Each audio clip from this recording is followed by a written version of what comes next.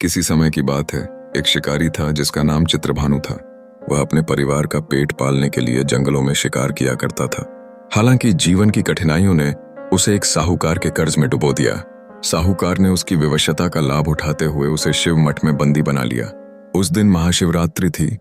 जब चित्रभानु ने शिव मठ में अर्चना की कथा सुनी, उसकी आंखों में उम्मीद की किरण जगी। अगली सुबह साहूकार ने चित्रभानु को जंगल में छोड़ दिया। अकेला, भूखा और प्यासा चित्रभानु ने एक बेल के पेड़ के नीचे शरण ली।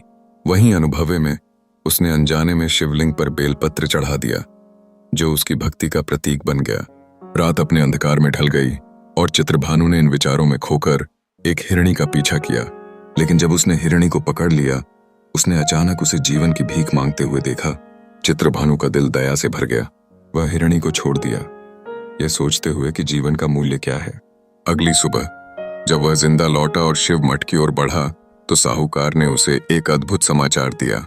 साहूकार ने उसके कर्ज को माफ कर दिया और उसे यह कहते हुए विदा किया, तेरी भक्ति और दया ने तुझे बचा लिया।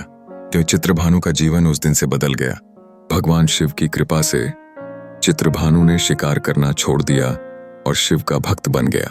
अब वह केवल शिव की आराधना करता था।